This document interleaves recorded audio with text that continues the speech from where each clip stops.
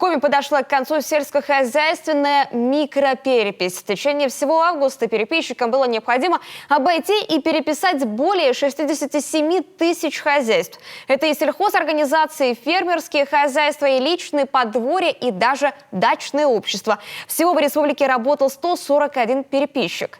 Что на этот раз считали люди в зеленых кепках и жилетках, знает Елена Кононова. Антонина Елфимова, переписчик Карткироса, надевает свое, как называют, шутку обмундирование. Зеленую жилетку, такого же цвета кепку с логотипом сельскохозяйственной переписи. В руки берет планшет и вперед считать.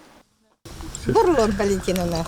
Итак, в каждый двор. За месяц Антонина Геннадьевна обошла 500 участков. Пешком. Работала ежедневно с 11 утра до 10 вечера. Без выходных. По некоторым адресам приходилось возвращаться, причем не по одному разу, чтобы застать хозяев и задать нужные вопросы. А по микропереписи их не так уж много. Земельная сотка, если же мыты, саги, Какая земельная площадь? Что сажают? Например, сколько картофеля посажено? Есть ли теплица, парник? Ну и какую живность держат? До первых итогов сельскохозяйственной переписи еще далеко. Но уже сегодня очевидно, в личных хозяйствах коров держать не модно. В основном заводят кроликов и кур. В огороде больших плантаций тоже нет, зато каждый двор утопает в цветах. Да и все больше люди экзотикой балуются. Виноград выращивают, арбуз. Евдокия Лыткина, жительница Визябожа, более 20 лет проработала в местной администрации. Говорит, раньше здесь все по-другому было.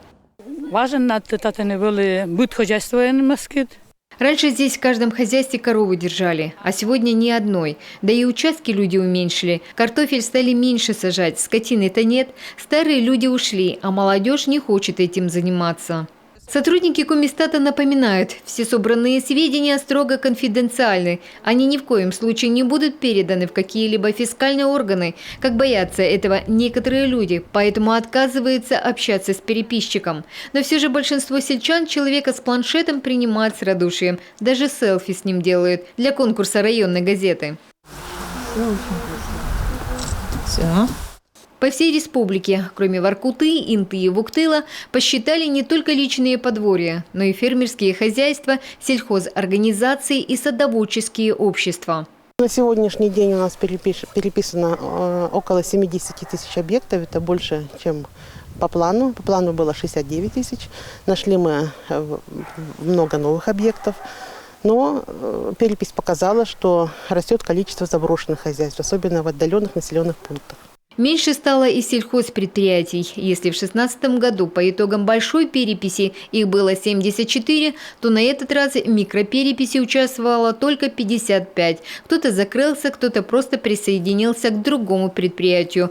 Впрочем, более-менее общая картина прояснится к концу года, когда подведут предварительный итог. Окончательный же будет известен в конце 22-го.